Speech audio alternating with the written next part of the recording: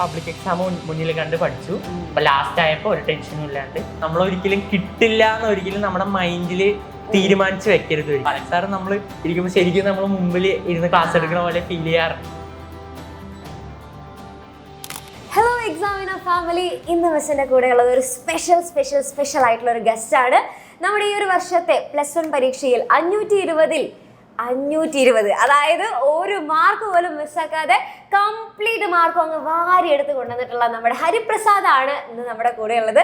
അപ്പോൾ ഹരിപ്രസാദിൻ്റെ അടുത്ത് നമുക്ക് കുറച്ച് കാര്യങ്ങളൊക്കെ ചോദിച്ചറിഞ്ഞേക്കാം. എന്താണ് ഈ ഒരു വിജയത്തിന് പിന്നിലുള്ള രഹസ്യം എന്നുള്ളതൊക്കെ നമുക്ക് ഫുള്ള് ചോദിച്ചറിയാം.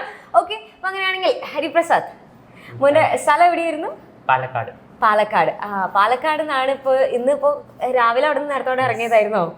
നേരത്തോടെ എത്തിയിരിക്കുകയാണ്. അവിടെ നിന്ന് എത്ര മണിക്ക് ഇറങ്ങിയിട്ടുണ്ടാവും ഏകദേശം? രാവിലെ ഒരു 6 മണിക്ക് ഇറങ്ങി വീട്ടിൽ നിന്ന്. രാവിലെ 6 മണിക്ക് ഇറങ്ങിയിട്ട് അവിടെ നിന്ന് നേരെ പോകുന്നതായിരുന്നു അല്ലേ? ഓക്കെ, അടിപൊളി. അപ്പൊ മോനെ, എങ്ങനെ ഉണ്ടായിരുന്നു ഈ ഒരു റിസൾട്ട് അറിഞ്ഞ സമയത്ത്? റിസൾട്ട് അറിഞ്ഞ സമയത്ത് എന്ന് പറഞ്ഞാൽ ഫസ്റ്റ് റിസൾട്ടിന്റെ ലിങ്ക് വരുന്ന സമയത്ത് എനിക്ക് ലിങ്ക് കിട്ടിയിരുന്നില്ല. അപ്പൊ ഞാൻ ഫോൺ ഇങ്ങനെ നോക്കിക്കൊണ്ടിരിക്കുക, എല്ലാ വീഡിയോസും വന്നുകൊണ്ടിരിക്കുക യൂട്യൂബിലൊക്കെ റിസൾട്ട് വരുന്നു.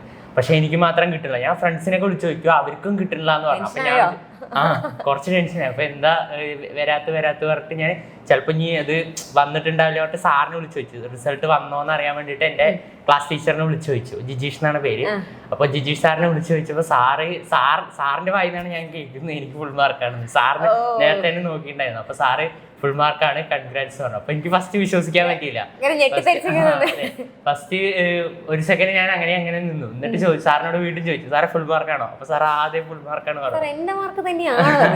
അല്ല, അങ്ങനെയല്ല. എന്നിട്ട് ഇംഗ്ലീഷും മലയാളത്തിലൊക്കെ ഫുൾ മാർക്കാണ് ചോദിച്ചത്. എനിക്ക് ഇംഗ്ലീഷും മലയാളവും പേടി. അപ്പൊ ഇതിലൊക്കെ ഫുൾ മാർക്ക്. അതേടാ, എല്ലാത്തിലും ഫുൾ മാർക്കാണ് ഫുൾ മാർക്ക്. അപ്പോൾ എന്ന് പറഞ്ഞു. പിന്നെ അങ്ങനെ 2-3 സെക്കൻഡ് തുള്ളിച്ചാടി. അമ്മയൊക്കെ അടുത്തുണ്ടായിരുന്നു. പിന്നെ അത് കഴിഞ്ഞിട്ട് അമ്മ നല്ല ഹാപ്പിയായി, ഞാൻ ഹാപ്പിയായി. പിന്നെ അത് കഴിഞ്ഞിട്ട് ടീച്ചേഴ്സൊക്കെ കൺഗ്രാറ്റുലേഷൻ അപ്പൊ തന്നെ മെസ്സേജ് വന്നിരുന്നു. കുറച്ച് ടീച്ചർമാരുടെ ഇരുന്ന് ഞാൻ നോക്കിയിട്ടില്ല. അപ്പോഴും ടീച്ചർമാരുടെ കയ്യിൽ നിന്നാണ് ഞാൻ അറിയുന്നത്. പിന്നീട് ഞാൻ അതിനുശേഷമാണ് സാറ് ഗ്രൂപ്പിൽ ലിങ്ക് അയക്കുന്നതും എടുത്തു നോക്കുന്നതും. വളരെ ഹാപ്പിയായി. അങ്ങനെ ഫുള്ള് സന്തോഷം അല്ലേ? ആ ചിരി ഇതുവരെ മാഞ്ഞിട്ടില്ല. ഞങ്ങൾ ഇവിടെ വന്ന് കണ്ടപ്പോ മുതല് ഫുൾ ചിരിച്ചിട്ടാണ് ഇരിക്കുന്നത്. അപ്പൊ മക്കളെ, ഇപ്പൊ മോന് എങ്ങനെയാണ് ഇതിപ്പോ പഠിച്ചു കഴിഞ്ഞാൽ കിട്ടുക? അതായത് ഇപ്പൊ കുറെ കുട്ടികൾക്ക് ഭയങ്കര ഒരു ആഗ്രഹം ഉണ്ടായിരിക്കും അവർക്കും ഇതേപോലെ നല്ല മാർക്കൊക്കെ വാങ്ങാനായിട്ട്. പക്ഷെ അതെങ്ങനെ പഠിച്ചാൽ കിട്ടും എന്നുള്ളത് കുറെ പേർക്ക് അറിയുന്നുണ്ടാവില്ല. അപ്പൊ മോന്റെ ഒരു എങ്ങനെ പഠിച്ചു കഴിഞ്ഞാൽ കിട്ടും എന്നുള്ളതെന്ന് അവർക്ക് പറഞ്ഞു കൊടുക്കുകയാണെങ്കിൽ എങ്ങനെ പറയുകയാണെങ്കിൽ, നമ്മൾ ലാസ്റ്റ് ടൈമിൽ ചിലവരൊക്കെ ഉണ്ട്, എക്സാം ടൈം ആകുമ്പോൾ ഒരുപാട് ഇരുന്ന് പഠിക്കുന്നവരുണ്ട്. പക്ഷെ അങ്ങനെ പഠിച്ചാൽ ഒരിക്കലും നമ്മുടെ കംപ്ലീറ്റ് ആവില്ല പോർഷൻസ് ഒരിക്കലും. അപ്പൊ നമ്മൾ ഫസ്റ്റ് മുതലേ പെൻഡിങ് വരും, ഇടയിൽ ചിലപ്പോൾ നമുക്ക് പെൻഡിങ് വന്നേക്കാം. പക്ഷെ ഫസ്റ്റ് മുതലേ നമ്മൾ അതിനുള്ളൊരു പഠിക്കാനുള്ളൊരു ടെൻഡൻസി ഉണ്ടാവണം നമുക്ക് എപ്പോഴും. വേണം. നമുക്ക് എക്സാം ആയാലും സ്കൂളത്തെ എക്സാം ആയാലും ഇപ്പൊ ക്രിസ്മസ് എക്സാം ആയാലും അല്ലെങ്കിൽ സ്കൂളിൽ ഇടുന്ന ടെസ്റ്റ് ആയാലും നമ്മൾ അതിനെ പബ്ലിക് എക്സാം പോലെ തന്നെ കാണണം. എന്നാലാണ് നമുക്ക് അതിന്റെ ഒരു ഇതുണ്ടാവും. ചിലവർ ഇത് ക്ലാസ്സിൽ ഇടുന്ന ടെസ്റ്റ് അല്ലേ, ക്രിസ്മസ് എക്സാം അല്ലേ, ഇതിന് അത്രയൊക്കെ പഠിച്ചാൽ മതി എന്നൊക്കെ വിചാരിച്ചു. പക്ഷെ ആ ഇതിൽ പഠിക്കുന്നതാണ് നമ്മുടെ ഇവിടുത്തെ റിസൾട്ടിൽ കാണുക. അപ്പോൾ ഫസ്റ്റ് മുതലേ കൺസിസ്റ്റന്റ് ആയിട്ട് നമ്മൾ പഠിക്കുമ്പോഴാണ് കിട്ടുള്ളൂ. അല്ലാണ്ട് അവസാനം വന്നിട്ട് കൊറേ പഠിച്ചിട്ട് ഒന്നും കവർ ചെയ്യാൻ പറ്റില്ല. എന്റെ ഇപ്പൊ ആദ്യമൊന്നും എന്റെ കുറെ കവറിലല്ലായിരുന്നു, കഴിഞ്ഞിട്ടില്ലായിരുന്നു. പോർഷൻസ് കുറെ പെൻഡിങ് ഉണ്ടായിരുന്നു. പക്ഷെ അപ്പോഴും ഞാൻ പബ്ലിക് എക്സാമിന് വേണ്ടിയിട്ടുള്ള പഠിത്തമായിരുന്നു. ക്രിസ്മസ് എക്സാമിന് എന്തിനും പഠിച്ച്, അല്ലാണ്ട് അതിനു വേണ്ടി ആ പരീക്ഷയിൽ ഒരുപാട് ടെൻഷൻ അടിച്ച് അങ്ങനെയൊന്നും കണ്ടിട്ടില്ല. അപ്പൊ നന്നായിട്ട് ആ പബ്ലിക് എക്സാം മുന്നിൽ കണ്ട് പഠിച്ചു. അപ്പൊ ലാസ്റ്റ് ആയപ്പോ ഒരു ടെൻഷനും ഇല്ലാണ്ട്. അപ്പൊ ഓരോ ടെസ്റ്റ് നമ്മളിപ്പോ ഏത് ചെറിയ ടെസ്റ്റ് വരുമ്പോഴായാലും ആ ടെസ്റ്റ് നല്ല വൃത്തിക്ക് പഠിക്കണം. ആ ടെസ്റ്റിന് നമ്മള് കാണണം. ചിലവരൊക്കെ ഉണ്ട്, ഇതെന്താ ടെസ്റ്റ്, ഇതെങ്ങനെയെങ്കിലും വേറെ കാണിക്കാൻ വേണ്ടിയിട്ട് ചിലവർ ചെയ്യണവരും ഉണ്ട്.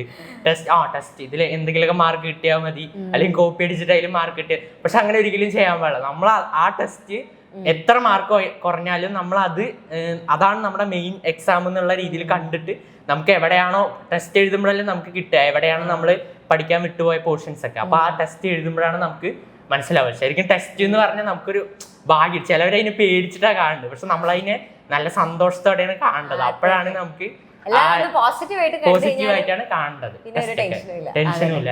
ആദ്യം മുതൽ പഠിക്കണം. അങ്ങനെ ഓരോ ടെസ്റ്റുകൾ, കുട്ടി ടെസ്റ്റുകളായാലും അപ്പൊ അന്നേരം അറ്റൻഡ് ചെയ്യുമ്പോൾ വലിയ ബുദ്ധിമുട്ടൊന്നും ഉണ്ടാവില്ല. മറ്റേത് എല്ലാം കൂടെ ഒരുമിച്ചല്ല വരുന്നത്. അപ്പൊ നമുക്ക് കുട്ടി ടെസ്റ്റുകളൊക്കെ അറ്റൻഡ് ചെയ്ത് വരികയാണെങ്കിൽ ലാസ്റ്റത്തെ എക്സാം നല്ല സിമ്പിൾ ആയിരിക്കില്ല, അത്രേ ഉള്ളൂ. ഓക്കെ, അപ്പോൾ മോൻ എങ്ങനെയായിരുന്നു നമ്മുടെ ഈ ഒരു എക്സാമിന്റെ ഫാമിലിയുടെ ഭാഗമായിട്ട് മാറുന്നത്? ഞാൻ 10th പഠിക്കുമ്പോൾ ഫെബ്രുവരി മന്ത് ആയിരുന്നു. അതുവരെ എനിക്ക് അറിയില്ലായിരുന്നു. ഫെബ്രുവരി മന്തില് IT പ്രാക്ടിക്കൽ എക്സാം നടക്കായിരുന്നു. അപ്പൊ എനിക്കാണെങ്കിൽ ഒന്നും അറിയില്ല, IT എന്താ ചെയ്യേണ്ടതെന്നൊന്നും അറിയില്ല. അപ്പോൾ എൻ്റെ ക്ലാസ്സിലെ ഒരു കൂട്ടുകാരൻ വന്ന് പറഞ്ഞു, ഒരു എക്സാമിനർ എന്ന് പറഞ്ഞ ചാനൽ ഉണ്ട്, അതില് ഒരു അലൻ എന്ന് പറഞ്ഞിട്ട് ഒരാളുണ്ട്, അയാള് ഘോര ക്ലാസ് എടുക്കണം, നല്ല സൗണ്ടിൽ ക്ലാസ് എടുക്കണം. അപ്പോൾ കാണുമ്പോൾ നമുക്ക് ഭയങ്കര എനർജി ആണ്. അപ്പൊ ഞാൻ അങ്ങനെ ഉണ്ടോ ഒന്ന് എടുത്തു നോക്കാൻ പറഞ്ഞിട്ട് അങ്ങനെ എക്സാമിനർ എടുത്തു. സംഭവം ശരിയാണ്, ഇങ്ങനെ നല്ല സൗണ്ടിൽ അടിപൊളിയായിട്ട് ഇടയിലൊക്കെ കുറെ തമാശയൊക്കെ പറഞ്ഞിട്ട് അപ്പൊ അത് കണ്ടിട്ടാണ് ഈ എക്സാമിനർക്ക് ആദ്യം ഒന്ന് അട്രാക്ട് ആയത്. പിന്നെ IT ആ ക്ലാസ്സുകളൊക്കെ കണ്ട് എനിക്ക് നല്ല പ്രാക്ടിക്കലും ഇതൊക്കെ ഈസി ആയിട്ട് ചെയ്യാൻ പറ്റി. അതിനുശേഷം പിന്നെ ഞാൻ കാണുന്നത് ഫിസിക്സ്, അലക്സാറിന്റെ ക്ലാസ്സാണ്. അതും ഗംഭീര ക്ലാസ് ആയിരുന്നു. പിന്നെ അങ്ങനെ ഓരോരുത്തരുടെ ക്ലാസ്സിലേക്ക് മാറി. അങ്ങനെ ക്ലാസ്സസ് ഒക്കെ ഇഷ്ടമാണോ മോന്? ഓ, എല്ലാ അടിപൊളി ക്ലാസ്സസ്. ഇപ്പൊ മോന് ഈ ഒരു 520 എന്ന് പറയുന്നത് സാധാരണ എല്ലാവർക്കും പറ്റുന്ന ഒരു കാര്യമല്ല. അതില് മോന്റെ ഒരു എഫേർട്ടും എല്ലാതും കൂടെ ചേർന്നിട്ടാണ് നമുക്ക് അത്രയും നല്ലൊരു റിസൾട്ട് കിട്ടുന്നത്. അപ്പൊ അങ്ങനെയാണെന്നുണ്ടെങ്കിൽ മോൻ ഇത്രയും നല്ലൊരു മാർക്കൊക്കെ വാങ്ങുന്നതിൽ മോൻ നമ്മുടെ പൃഥ്വി ബാച്ചിലാണുള്ളത്. പൃഥ്വി എന്ന് പറയുമ്പോൾ അഗ്നിയുടെ ക്ലാസ്സസും ഒപ്പം നീറ്റും കൂടെ നിങ്ങൾക്ക് ഒരുമിച്ച് കൊണ്ടുപോകുന്ന ബാച്ചാണ്. അപ്പൊ ആ ഒരു ബാച്ചസ് അല്ലെങ്കിൽ നമ്മുടെ എക്സാമിനറിന്റെ റോൾ എന്താന്ന് ചോദിച്ചു കഴിഞ്ഞാൽ എന്തായിരിക്കും മോൻ പറയാം? എക്സാമിനർ എന്ന് പറഞ്ഞാൽ ശരിക്കും പറഞ്ഞൊരു മെജോറിറ്റി റോളും എക്സാമിനറിന് തന്നെയാണ് ഉള്ളത്. കാരണം നമ്മൾ ആ ക്ലാസ് കാണുമ്പോഴാണ് നമുക്ക് ഓരോരോ ടോപ്പിക്ക് നല്ല വ്യക്തമായിട്ട് മനസ്സിലാണ്. വ്യക്തമായും വൃത്തിയായിട്ടും ക്ലാസ് എടുക്കുന്ന ബാച്ചാണ് എക്സാമിനർ എന്ന് ഞാൻ പറയും. കാരണം ഓരോ ടോപ്പിക്കും ഇടാണ്ട് ഡിലീറ്റഡ് പോർഷൻ ആണെങ്കിൽ കൂടി ഡിലീറ്റഡ് പോർഷൻ ആണ് പറഞ്ഞിട്ട് ക്ലാസ് എടുക്കുന്ന ക്ലാസ്സുകളും കണ്ടിട്ടുണ്ട്. അപ്പോൾ അങ്ങനെ നല്ല വൃത്തിയായി ക്ലാസ് എടുക്കുക, ക്വസ്റ്റ്യൻസ് ചെയ്യുക, previous year questions, example questions, അങ്ങനെ കുറേ ക്വസ്റ്റ്യൻസ് ചെയ്യുമ്പോഴാണ് നമുക്ക് അതിൻ്റെ ഒരു ആ ഫ്ലോ കിട്ടുക, പഠിക്കുന്നതിൻ്റെ ആ ഫ്ലോ കിട്ടുക. അപ്പോൾ അതിന് വളരെ വളരെ വലിയൊരു റോൾ തന്നെ എക്സാമിനറിനുണ്ട്. അപ്പം അതിന് എക്സാമിനറിലെ എല്ലാവരോടും താങ്ക് യു. ഓ, സന്തോഷം മക്കളെ. ഇപ്പൊ മോനിപ്പോ പ്രീവിയസ് ഇയർ ക്വസ്റ്റ്യൻസിന്റെ കാര്യം പറഞ്ഞല്ലോ. അപ്പോ ഈ എക്സാമിന്റെ സമയത്തൊക്കെ എങ്ങനെയായിരുന്നു ഈ പ്രീവിയസ് ഇയർ ക്വസ്റ്റ്യൻസ്? ഇപ്പൊ നമ്മുടെ ടീച്ചേഴ്സ് തന്നെ ചിലപ്പോ ചെയ്ത ക്വസ്റ്റ്യൻസ് ഒക്കെ ആയിരിക്കും, എന്നാലും വീടൊക്കെ ചെയ്ത് തരുന്നതൊക്കെ അതൊക്കെ നിങ്ങൾക്ക് ആക്ച്വലി ഹെൽപ്ഫുൾ ആയിരുന്നു? പ്രീവിയസ് ഇയർ ക്വസ്റ്റ്യൻസ് ആണ് ഏറ്റവും ഹെൽപ്ഫുൾ ആയ കാര്യം എന്ന് പറഞ്ഞത്. കാരണം അത് കാണുമ്പോഴാണ് നമുക്ക് നമ്മളൊരു പാഠം പഠിച്ചിട്ട് പോകുമ്പോൾ എക്സാം എഴുതുമ്പോൾ നമുക്ക് ചിലപ്പോൾ ഒന്നും കിട്ടിയെന്ന് വരില്ല. ആ എക്സാമിന്റെ ക്വസ്റ്റ്യൻസ് ഒക്കെ കാണുമ്പോൾ നമ്മൾ പേടിച്ചു പോകും, നമ്മൾ പഠിച്ചതൊന്നും ഇതിലേക്ക് കിട്ടില്ല നമുക്ക് പെട്ടെന്ന്. പക്ഷെ ഈ പ്രീവിയസ് ഇയർ ക്വസ്റ്റ്യൻസ് കാണുമ്പോഴാണ്, ആ എക്സാമിന്റെ ക്വസ്റ്റ്യൻസ് കാണുമ്പോൾ നമുക്ക് ഒരു പേടി ഉണ്ടാവില്ല. കാരണം അതേപോലെ ആയിരിക്കും സെയിം ക്വസ്റ്റ്യൻസ്, ഇനി ക്വസ്റ്റ്യൻസ് മാറി വന്നാൽ തന്നെ അതിന്റെ അതേ മോഡലുള്ള ക്വസ്റ്റ്യൻസ് ആയിരിക്കും വന്നിട്ടുണ്ടാവും. അപ്പൊ നമുക്കൊരു പേടി ഉണ്ടാവില്ല, നല്ല കോൺഫിഡൻസ് ആയിരിക്കും. പ്രീവിയസ് ഇയർ ക്വസ്റ്റ്യൻസിനാണ് ഏറ്റവും ഇമ്പോർട്ടന്റ് ആയിട്ടുള്ള ഇതുവരെയുള്ള എല്ലാ നമ്മുടെ ഇപ്പൊ മിസ് ഇപ്പൊ ആരെയൊക്കെ ഇന്റർവ്യൂ ചെയ്തിട്ടുണ്ടോ, അതായത് ഇപ്പൊ ഇങ്ങനെ ഏറ്റവും നല്ല മാർക്ക് കിട്ടിയിട്ടുള്ള ഏത് കുട്ടികൾ വന്നു കഴിഞ്ഞാലും എല്ലാവരും പറയുന്ന ഒരേ ഒരു കാര്യം പ്രീവിയസ് ഇയർ ക്വസ്റ്റ്യൻസ്. കാരണം കോൺസെപ്റ്റ് പഠിച്ചതിന് ശേഷം പ്രീവിയസ് ഇയർ ക്വസ്റ്റ്യൻസും കൂടെ നിങ്ങൾ പഠിക്കുകയാണെന്നുണ്ടെങ്കിൽ എല്ലാവർക്കും നല്ല കോൺഫിഡന്റ് ആയിട്ടും നല്ല കൂളായിട്ട് എക്സാം ഒക്കെ എഴുതാൻ പോകാൻ പറ്റില്ലേ? ഓക്കെ, അപ്പൊ മോന് ഏറ്റവും ടഫായിട്ട് തോന്നുന്ന ഒരു സബ്ജക്ട് ഏതാ? ടഫ് എന്ന് പറയുമ്പോൾ ഒരു വിഷയമായിട്ടല്ല എനിക്ക് ടഫ് ഉള്ളത്, ഓരോ ടോപ്പിക് വൈസ് ആയിരിക്കുക. ചില ടോപ്പിക്ക് ഭയങ്കര ടഫായിരിക്കും, ചിലത് ഭയങ്കര ബോറായിട്ട് തോന്നും. അത് ഏത് സബ്ജക്റ്റിലാണെങ്കിലും ശരി, ഫിസിക്സിലായാലും മാത്സിലായാലും ചില ഭാഗങ്ങളൊക്കെ കാണുമ്പോൾ ഭയങ്കര, പക്ഷെ നമ്മൾ എന്തായാലും അത് പഠിച്ചേ പറ്റുള്ളൂ. അപ്പൊ നമ്മൾ അതിനു വേണ്ടി ഇരുന്ന് അങ്ങനെ പഠിക്കും, സമയം മാറ്റി വെച്ചിട്ട് ഇരുന്ന് പഠിക്കണം. ചിലത് നമുക്ക് പെട്ടെന്ന് ഗ്രാസ്പ് ചെയ്യാൻ പറ്റുന്ന കോൺസെപ്റ്റ് ആയിരിക്കും, ചിലത് നമുക്ക് പറ്റില്ല. അപ്പൊ നമ്മളത് വീണ്ടും അത് ട്രൈ ചെയ്തുകൊണ്ടിരിക്കണം, അത് ഉപേക്ഷിക്കരുത്. ഈ കോൺസെപ്റ്റ് ശരി, ഇത് ഒരു കോൺസെപ്റ്റ് അല്ല, ഇത് കുഴപ്പമില്ല എന്ന് പറഞ്ഞാൽ അങ്ങനെ വിടാൻ പാടില്ല. നമ്മൾ മനസ്സിലാക്കണം. നമ്മൾ ആ ക്ലാസ് കാണുന്ന സമയത്ത് മനസ്സിലായില്ലെങ്കിൽ പിന്നെയും നമ്മളത് മനസ്സിലാക്കാനുള്ള ട്രൈ നമ്മൾ ചെയ്തുകൊണ്ടിരിക്കണം. എന്നാലാണ് എല്ലാ കോൺസെപ്റ്റും കറക്റ്റ് ആയിട്ട് കിട്ടും. ഇപ്പൊ ഫിസിക്സിലൊക്കെ ആണെന്നുണ്ടെങ്കിൽ കുറെ ഡെറിവേഷൻസ് ഒക്കെ ഉണ്ടായിരിക്കും, അല്ലെങ്കിൽ ഇപ്പൊ മാത്സിലാണെങ്കിൽ കുറെ ഇക്വേഷൻസും, ഇനി ബയോളജി ആണെന്നുണ്ടെങ്കിൽ പിന്നെ കുറെ ടേംസുകളും പഠിക്കാറുണ്ടായിരിക്കും. അപ്പൊ ഇതൊക്കെ മോനെങ്ങനെ, ഈ ഡെറിവേഷൻസ് ഒക്കെ എങ്ങനെയായിരുന്നു മോന് പഠിച്ചിരുന്നത്? ഡെറിവേഷൻസ് പറഞ്ഞാൽ നമ്മൾ എഴുതി പ്രാക്ടീസ് ചെയ്തിട്ട് തന്നെ പഠിക്കണം, വെറുതെ കണ്ടുകൊണ്ടിരുന്നിട്ട് ഒരു കാര്യമില്ല. നമ്മളൊരു മിനിമം ഒരു 5-6 വട്ടമെങ്കിലും പഠിക്കുന്ന സമയത്ത് പ്രാക്ടീസ് ചെയ്യണം, പിന്നെ എക്സാമിന്റെ ടൈമിലും പ്രാക്ടീസ് ചെയ്യണം. അല്ലാണ്ട് ഇതിന് വേറൊരു ഷോർട്ട് കട്ട് പരീക്ഷയുടെ തലേദിവസം നോക്കുമ്പോ എല്ലാം മനസ്സിലാവും, കിട്ടുന്നുണ്ട്. മാത്സിന്റെ ഒക്കെ ചില ക്വസ്റ്റ്യൻസ് ഒക്കെ കിട്ടുന്നുണ്ട്, പക്ഷെ എക്സാമിന്റെ ടൈം ആകുമ്പോഴേക്കും ഒന്നും കിട്ടില്ല, എല്ലാം മറന്നു പോകും. പക്ഷെ നമ്മൾ ചെയ്ത് പ്രാക്ടീസ് ചെയ്യുമ്പോഴാണ് ആ എക്സാമിന് ആ ഫ്ലോ നമുക്ക് കിട്ടുള്ളൂ. ഇപ്പൊ മോന് സാധാരണ നമ്മൾ പഠിക്കുന്ന ഒരു രീതിക്ക് അനുസരിച്ചായിരിക്കില്ല നമ്മുടെ എക്സാമിന്റെ ടൈമിൽ നമ്മൾ പഠിക്കാം. അതായത് എക്സാമിന്റെ സമയത്ത് നമുക്ക് ഒരു ഒരു വേറെ തന്നെ ഒരു ടൈം ടേബിൾ അനുസരിച്ച് അല്ലെങ്കിൽ നമുക്ക് ഒരു പ്ലാൻ ഉണ്ടായിരിക്കുമല്ലോ. കുറെ പെൻഡിങ് ആയിട്ട് കുറെ പോർഷൻസ് ഉണ്ടായിരിക്കും. ചിലപ്പോൾ പഠിച്ച കാര്യങ്ങൾ തന്നെ ഒന്നും കൂടെ ഓർത്തെടുക്കാനുണ്ടാവും, അല്ലെങ്കിൽ ചിലപ്പോൾ മറന്നൊക്കെ പോകുമല്ലോ.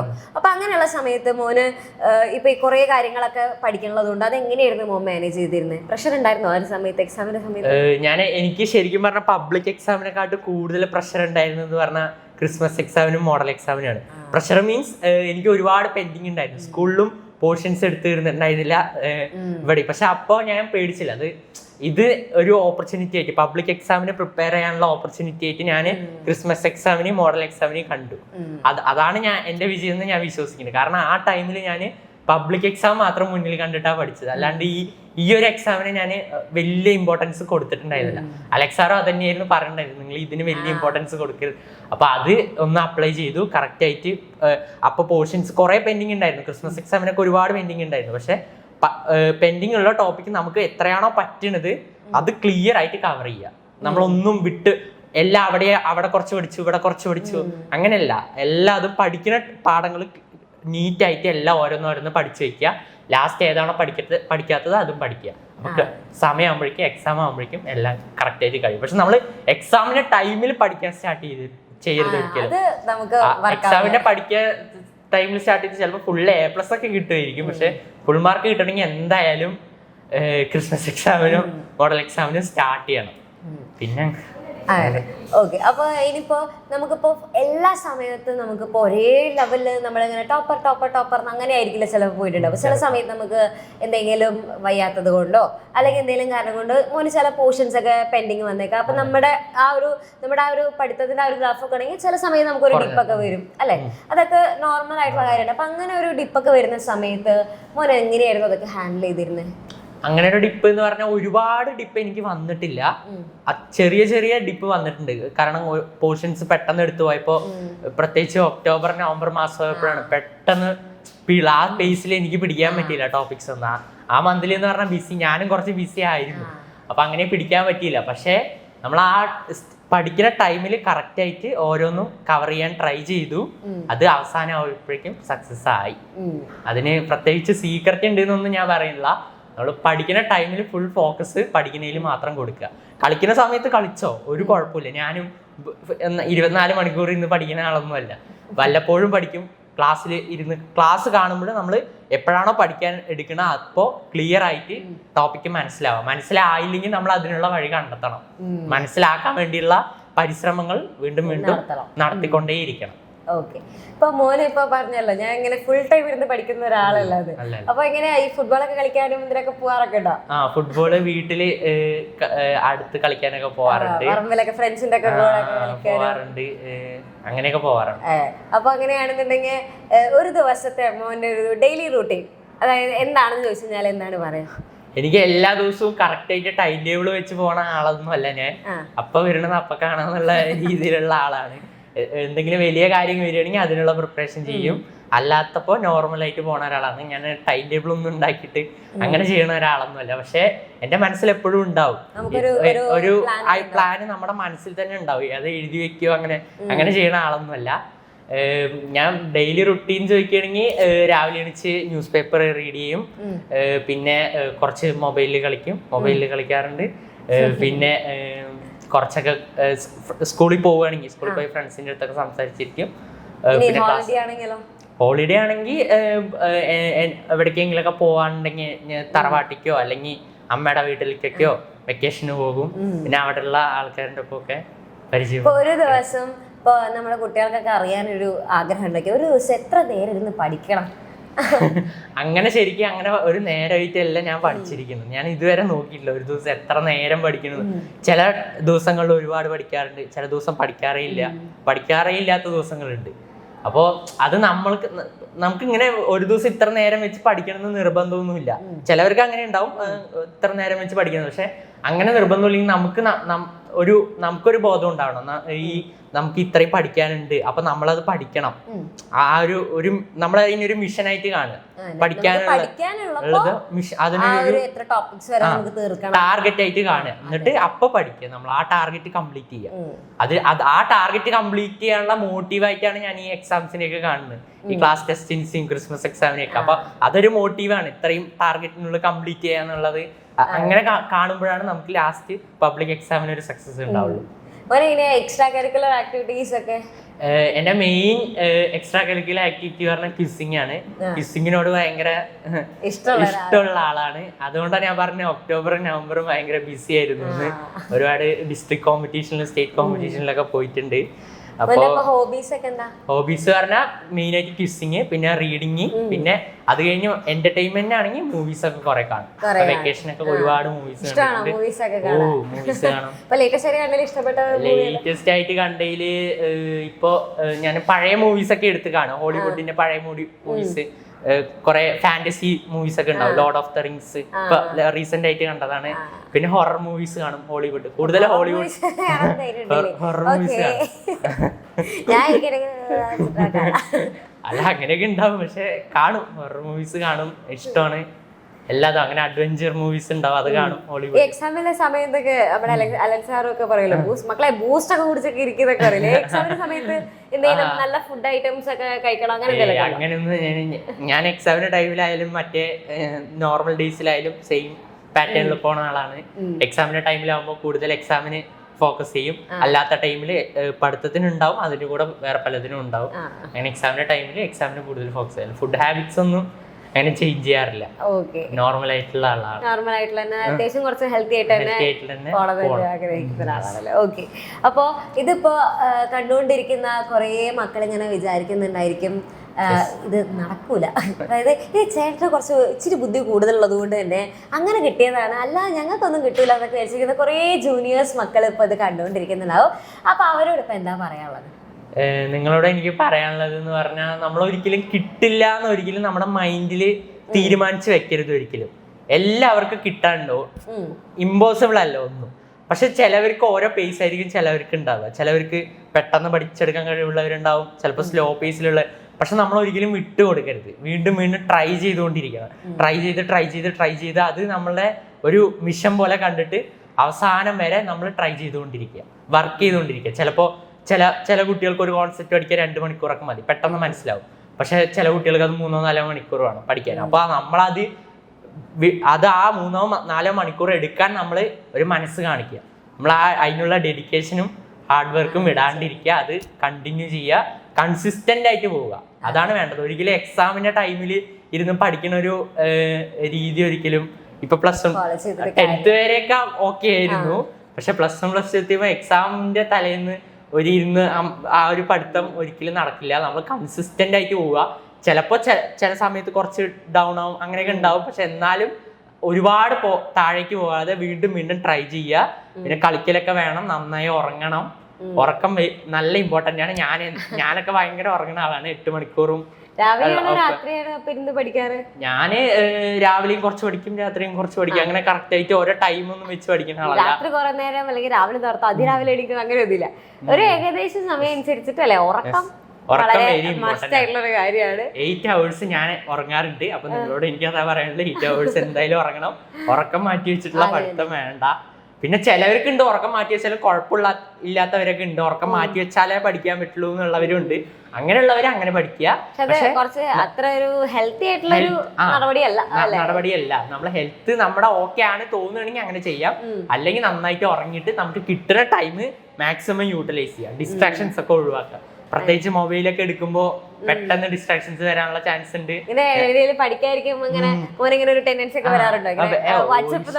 എനിക്കും പെട്ടെന്ന് ക്ലാസ് കാണുമ്പോഴായിരിക്കും എന്തിന്റെങ്കിലൊക്കെ നോട്ടിഫിക്കേഷൻ വരിക. അപ്പോൾ പെട്ടെന്ന് അത് മാറാനുള്ള ഡിസ്ട്രാക്ഷൻ ഉണ്ടാവും. പക്ഷെ നമ്മള് എപ്പോഴും മനസ്സിലുണ്ടാവണം, ഒരിക്കലും അത് പോവരുത്. ഒരു ലോങ് ടൈമിലേക്ക് അത് പോവരുത്. പഠിക്കലല്ല നമ്മുടെ ഒരു ഇതിന്ന് തോന്നല് നമുക്ക് വലിയൊരു ടൈമിലേക്ക് നമുക്ക് ഉണ്ടാവരുത്. ചെറിയ ടൈമിലേക്ക് ഒന്നും കുഴപ്പമില്ല.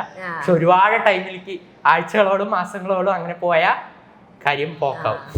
ഓരിങ്ങനെ ടെൻഷൻ ഉണ്ടായിരുന്നു. ഇപ്പൊ ഓൺലൈൻ ആയിട്ട് പഠിക്കുമ്പോ ഇങ്ങനെ പാരന്റ്സിന് എങ്ങാനൊക്കെ ഒരു ബുദ്ധിമുട്ട് എങ്ങനെ ഉണ്ടായിരുന്നു? പാരന്റ്സിന് ബുദ്ധിമുട്ടേ ഇല്ല, ഭയങ്കര സപ്പോർട്ടാണ്. പാരന്റ്സ് ഒക്കെ നല്ല സപ്പോർട്ടാണ്.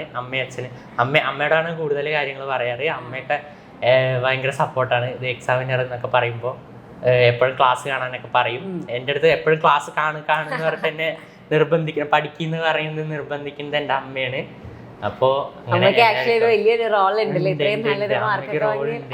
പുറത്ത് കാണില്ല എന്നേ ഉള്ളൂ. പക്ഷെ ഏറ്റവും വലിയ റോള് അമ്മയ്ക്ക് തന്നെയാണ്. അമ്മ ഇങ്ങനെ രാവിലെ ഒക്കെ എണീക്കാന്നുണ്ടെങ്കിൽ വിളിച്ചെടുപ്പിക്കലൊക്കെ 10th എനിക്ക് ഇപ്പോഴും ഓർമ്മയുണ്ട്. 10th പഠിക്കുമ്പോൾ എക്സാമിന്റെ ടൈം ആയപ്പോഴൊക്കെ എന്നെ നേരത്തെ എണീപ്പിക്കും. നേരത്തെ എണീച്ച് പഠിക്കണം പറഞ്ഞിട്ട് എന്നെ നേരത്തെ എണീപ്പിക്കാറുണ്ട്. ചിലപ്പോൾ പോർഷൻസ് പെൻഡിങ് ഉണ്ടെങ്കിൽ എക്സാമിന്റെ ടൈം ഒക്കെ ആവാറുമ്പോൾ രാവിലെ നേരത്തെ എണീപ്പിക്കാറുണ്ട്. അപ്പം മാത്രം ഞാൻ നേരത്തെ എണീക്കാറുണ്ട്, അമ്മ എണീക്കാൻ പറഞ്ഞിട്ട്. അങ്ങനെ എണീച്ച് പഠിക്കാറുണ്ട്. പിന്നെ അങ്ങനെ രാത്രിയൊക്കെ ഇരുന്ന് പഠിക്കുമ്പോ ഇങ്ങനെ എന്താ പറയാ ഉറക്കൊക്കെ വരാതിരിക്കാൻ വേണ്ടിട്ട് കട്ടൻ കുടിക്കോ അങ്ങനെ എന്തെങ്കിലും? അങ്ങനെയൊന്നുമില്ല. ഉറക്കം ഉപേക്ഷിച്ചിട്ട് ഞാൻ ഒരിക്കലും പഠിക്കാറില്ല. ഉറക്കം ഇമ്പോർട്ടന്റ് ആണ് എനിക്ക്. ഉറക്കം ഉപേക്ഷിച്ച് ഞാൻ പഠിക്കാറേ ഇല്ല ഒരിക്കലും. സ്ലീപ്പ് അതിനെ കളയാറേ ഇല്ല. ഉറക്കം വന്നാൽ ഞാൻ ഉറങ്ങും, എണീറ്റ് പഠിക്കാനുണ്ടെങ്കിൽ പഠിക്കും. അല്ലാതെ ഉറക്കം കളഞ്ഞിട്ട് രാത്രി 12 മണി വരെ ആ ഒരു പഠിത്തം ഞാൻ അങ്ങനത്തെ ആ ടൈപ്പില്. പക്ഷെ എന്നാലും നമുക്ക് സാധിക്കും. ഒന്നും ഉറക്കം കളഞ്ഞാലേ ഇത് കിട്ടുള്ളൂ എന്ന് ഒരിക്കലും ഇല്ല. ഉറക്കം കളയാണ്ടാണ് ഞാൻ പഠിച്ചത്. അപ്പൊ എനിക്ക് കിട്ടുകയാണെങ്കിൽ ബാക്കിയുള്ളവർക്കും കിട്ടാൻ ഒരു ബുദ്ധിമുട്ടുണ്ടാവില്ല എന്നാണ് ഞാൻ വിശ്വസിക്കുന്നത്. അതെ. ഇപ്പൊ മോന് നമ്മുടെ ടീച്ചേഴ്സിന്റെ ക്ലാസ് ഒക്കെ ഇഷ്ടമാണോ? എല്ലാ ടീച്ചേഴ്സും ഒന്നിനൊന്നും മെച്ചാണ്. ചില ടീച്ചേഴ്സിന്റെ ക്ലാസ് പ്രത്യേക ഇഷ്ടങ്ങളുണ്ട്. എനിക്ക് കുറച്ചിത്തിരി കൂടുതൽ ഇഷ്ടങ്ങളുള്ള ടീച്ചേഴ്സ്. ഇവിടെ ഏറ്റവും ഇഷ്ടമുള്ള ആരുടെ ക്ലാസ് ആയിരുന്നു? അത് പറഞ്ഞ ബാക്കിയുള്ളവർക്ക് വിഷമമൊന്നും തോന്നണ്ട. പറ്റുന്ന ഒരു അവസരമാണ്. എനിക്ക് ഏറ്റവും കൂടുതൽ ഇഷ്ടമുള്ളത് ഒബ്വിയസ്ലി അലക്സ് സാറിന്റെ ക്ലാസ് ആണ്. അലക്സ് സാറിന്റെ ക്ലാസ് എന്ന് പറഞ്ഞാൽ അലക്സ് സാർ എന്ന് പറഞ്ഞാൽ ഒരിക്കലും പഠിത്തം അല്ലാണ്ടുള്ള കാര്യങ്ങളിലേക്ക്, അധികം ഇമ്പോർട്ടന്റ് അല്ലാത്ത കാര്യങ്ങളിലേക്ക് അധികം പോവാറില്ല. പഠിത്തത്തിനാണ് അലക്സ് സാറിന്റെ ഏറ്റവും വലിയ പ്രയോറിറ്റി. അതിന് നമ്മളെ പുഷ് ചെയ്തുകൊണ്ടിരിക്കുക അലക്സ് സാർ. നമുക്ക് അലക്സ് സാറിന്റെ ക്ലാസ് കാണുമ്പോൾ ഒരു കണക്ഷൻ ഫീൽ ചെയ്യും. ബാക്കിയുള്ളവരുടെ ഉണ്ട്, പക്ഷെ അലക്സ് സാറിനെക്കാട്ടും പൊടിച്ചിരി കൂടുതൽ അലക്സ് സാറിന്റെ ക്ലാസ്. അപ്പൊ അലക്സ് സാർ നമ്മൾ ഇരിക്കുമ്പോൾ ശരിക്കും നമ്മൾ മുമ്പിൽ ഇരുന്ന് ക്ലാസ് എടുക്കുന്ന പോലെ ഫീൽ ചെയ്യാറുണ്ട്. പലപ്പോഴും നേരിട്ട് നമ്മളോട് തന്നെ സംസാരിക്കുന്ന പോലെ ഫീൽ ചെയ്യാറുണ്ട് ചില സമയത്തൊക്കെ. അപ്പൊ അലക്സ് സാറിന്റെ ആ ഇൻസ്ട്രക്ഷൻസ് ഒക്കെ ഒരുപാട് കേൾക്കുന്നുണ്ടെന്നാണ് ഞാൻ വിചാരിക്കുന്നത്. അലക്സ് സാർ ഇപ്പൊ കുറച്ച് കഴിഞ്ഞാലൊക്കെ ചിലപ്പോ ഇവിടെ വരാൻ സാധ്യതയുണ്ട്. ഓക്കെ, അപ്പൊ അലക്സ് സാറിന് മാക്സിമം നിങ്ങൾ ബുക്ക് അടിച്ചിട്ടുണ്ട്, വിഷമിക്കണ്ട. ഓക്കെ, അപ്പൊ അങ്ങനെയാണെങ്കിൽ മക്കളെ ഇപ്പൊ നമ്മളിപ്പോ നോട്ട്സുകളൊക്കെ തീരുമല്ലോ. അതായത് ഇപ്പൊ നമ്മുടെ ടീച്ചേഴ്സ് അലക്സ് സാർ ആണെങ്കിലും അല്ലെങ്കിൽ അലക്സ് സാർ ആരായാലും നമ്മൾ ക്ലാസ് വെക്കുന്ന സമയത്ത് നമ്മുടെ ടീച്ചേഴ്സിന് ഹാൻഡ് റിട്ടൺ ആയിട്ടുള്ള നോട്ട്സ് ഒക്കെ തരും. അതൊക്കെ യൂസ്ഫുൾ ആണോ? ഫിസിക്സ് ഒക്കെ എന്റെ ടീച്ചേഴ്സ് ഒക്കെ നോട്ട്സ് തന്നിട്ടുണ്ട്. പിന്നെ എക്സാമിനറിലായാലും ഓൺലൈൻ PDF നോട്ട്സ് അത് നോക്കിയിട്ട് ഒരുപാട് പഠിച്ചിട്ടുണ്ട്. പക്ഷെ ഞാൻ ഒരിക്കലും നോട്ട് ഒറ്റയ്ക്ക് ഉണ്ടാക്കാറില്ല, പൊതുവേ ഉണ്ടാക്കാറില്ല. ഞാൻ കൂടുതലും എനിക്ക് മടിയാണ് നോട്ട് ഉണ്ടാക്കാൻ, ഒരുപാട് എഴുതാനൊക്കെ. സ്കൂളിൽ പോയാൽ എഴുതാറുണ്ട് വൃത്തിയായിട്ട് എല്ലാം. ക്ലാസ്സിലിരുന്ന് ലൈവായിട്ട് എഴുതുന്നതുകൊണ്ട് അങ്ങനെ എഴുതിപ്പോണ്ട്. പക്ഷെ വീട്ടിലിരുന്ന് ഉണ്ടാക്കാൻ ഭയങ്കര മടിയുള്ള ആളാണ്. അപ്പൊ ഞാൻ ഓൺലൈൻ ആയിട്ടുള്ള ഹാൻഡ് റിട്ടൺ നോട്ട്സും പിന്നെ അങ്ങനെയുള്ളതൊക്കെയാണ് നോക്കും. പിന്നെ കൂടുതലായിട്ടും നോട്ട്സിനെക്കാളും ഞാൻ ഇമ്പോർട്ടൻ്റ് എന്ന് വിശ്വസിക്കുന്നത് ക്വസ്റ്റ്യൻസ് ആണ്. നമ്മൾ പ്രീവിയസ് ഇയർ ക്വസ്റ്റ്യൻസ് ചെയ്ത് പ്രാക്ടീസ് ചെയ്ത ഒരിക്കലും അതിന്റെ ഉത്തരം കണ്ടുപിടിച്ച് നമ്മളത് വീണ്ടും വീണ്ടും വീണ്ടും വീണ്ടും എല്ലാ ക്വസ്റ്റ്യൻസും പ്രാക്ടീസ് ചെയ്ത് ഒരിക്കലും പിന്നെ നമുക്കൊരു നോട്ടിന്റെ ആവശ്യമുണ്ട് എന്ന് എനിക്ക് തോന്നുന്നില്ല. അത്രയും ക്വസ്റ്റ്യൻസ് പ്രാക്ടീസ് ചെയ്തത് കൊണ്ട് തന്നെയാണ് എനിക്ക് ഈ എക്സാം ഒരു അടിപൊളിയായിട്ട് ഹാൻഡിൽ ചെയ്യാൻ പറ്റി. എക്സ്പെക്ട് ചെയ്തിരുന്നതാണ് ഇത്രയും നല്ലൊരു മാർക്ക്? എക്സ്പെക്ട് ചെയ്തു എന്ന് പറഞ്ഞാൽ 100% ഷുവർ ആയിരുന്നില്ല ഫുൾ മാർക്ക് കിട്ടുന്നു. എന്നാലും ഫുൾ മാർക്ക് കിട്ടുന്ന ഇംഗ്ലീഷിലായിരുന്നു ഒരു ടെൻഷൻ. എനിക്ക് ഇംഗ്ലീഷിൽ സ്കൂളിലിട്ട ഒരു ടെസ്റ്റിന് ഫുൾ മാർക്ക് കിട്ടിയിട്ടില്ല. 2-3 മാർക്ക് അല്ലെങ്കിൽ 4 മാർക്ക് അങ്ങനെ കുറയാറുണ്ട്. അപ്പോൾ എനിക്ക് ടെൻഷനായിരുന്നു. സ്കൂളിലത്തെ ഇംഗ്ലീഷ് ടീച്ചറായാലും പറയും ഇങ്ങനെ, നിങ്ങൾ ഇംഗ്ലീഷ് നല്ല പഠിക്കുന്ന കുട്ടികളാണ് ശ്രദ്ധിക്കേണ്ടത്. ഇംഗ്ലീഷിൽ 2-3 മാർക്ക് കുറയാൻ ചാൻസ് ഉണ്ട്, എല്ലാവർക്കും ഇംഗ്ലീഷിലാ കുറയാ അങ്ങനെ കുറെ പറഞ്ഞ് എനിക്ക് പേടിയായിരുന്നു. അതുകൊണ്ടാണ് ഞാൻ ഇംഗ്ലീഷ് കിട്ടോ. പിന്നെ കുറെ ഭാഗ്യം കൂടി ഉള്ളത് കൊണ്ട് ഇംഗ്ലീഷിൽ ഫുൾ മാർക്ക് കിട്ടാനായി. സന്തോഷം. അപ്പൊ ഒത്തിരി സന്തോഷത്തിലാണ് ഇപ്പൊ ഇരിക്കുന്നത്. അപ്പൊ മക്കളെ ഇനി മോന്റെ ഫ്യൂച്ചർ പ്ലാൻസ് ഒക്കെ എന്താ? ഫ്യൂച്ചർ പ്ലാൻസ് എന്ന് പറഞ്ഞാൽ എനിക്ക് ഒരു സിവിൽ സർവന്റ് ആവണം എന്നാണ് ആഗ്രഹം. അതുകൊണ്ടാണ് ഞാൻ ഈ ക്വിസിങ് കൂടെ കൊണ്ടുപോകുന്നത്. അപ്പോൾ അതിനും ഉള്ള പ്രിപ്പറേഷൻസ് ഞാൻ എൻ്റെതായ രീതിയിൽ സ്റ്റാർട്ട് ചെയ്തിട്ടുണ്ട്. ബുക്സ് റീഡ് ചെയ്യുക, ന്യൂസ് പേപ്പർ റീഡ് ചെയ്യുക, അങ്ങനെയൊക്കെ സ്റ്റാർട്ട് ചെയ്തിട്ടുണ്ട്. ഇനി അതിന്റെ അടുത്ത സ്റ്റെപ്പിലേക്ക് കടക്കണം എന്നാണ് എൻ്റെ ആഗ്രഹം. അതിനുള്ള വഴികൾ ആലോചിച്ചുകൊണ്ടിരിക്കുകയാണ്. മോനെ കൊണ്ട് എന്തായാലും സാധിക്കും. ഇപ്പൊ ഇത്രയും അല്ലെ, ഇപ്പൊ ഈ +1 തന്നെ ഇങ്ങനെ ഫുൾ മാർക്കൊക്കെ വാങ്ങാന്നൊക്കെ പറയുക ചിലരെ കാര്യമല്ല. അപ്പൊ മോനെ കൊണ്ട് എന്തായാലും അതിനുള്ള ഒരു പൊട്ടൻഷ്യൽ മോനുണ്ട്. അപ്പോൾ ഇനി ആയാലും ഒത്തിരി ഇതേപോലെ ചിരിച്ച മുഖത്തോടെ കൂടെ ഇനി നമുക്ക് എന്തും കാണാനായിട്ട് സാധിക്കട്ടെ. അപ്പൊ ഇനിയിപ്പോ +2 ഇതേപോലെ വരില്ലേ? അപ്പൊ നമുക്കിനി +2 ഇങ്ങനെ കാണുന്ന ഒരു മുഖമാണ്. അപ്പൊ ഇതേപോലെ തന്നെ മോന് പ്ലസ് ടുവിലും ഏറ്റവും നല്ല മാർക്കൊക്കെ വാങ്ങാൻ സാധിക്കട്ടെ. അപ്പൊ ഒന്നും കൂടെ കൺഗ്രാറ്റ്സ് തരികയാണ്. അപ്പൊ ഒന്നുകൂടെ അതിനേക്കാളും ഇമ്പോർട്ടൻ്റ് ആയിട്ട് ഒരു ഓൾ ദ ബെസ്റ്റും കൂടെ തരികയാണ്. കാരണം ഇതേപോലെ തന്നെ ഇനി പ്ലസ് ടുവിലും നല്ല മാർക്ക് വാങ്ങാൻ സാധിക്കട്ടെ. അതേപോലെ തന്നെ മോന്റെ എല്ലാ ലക്ഷ്യങ്ങളിലേക്കും എത്തിച്ചേരാൻ സാധിക്കട്ടെ. ഒത്തിരി സന്തോഷം മക്കളെ. Thank you so much.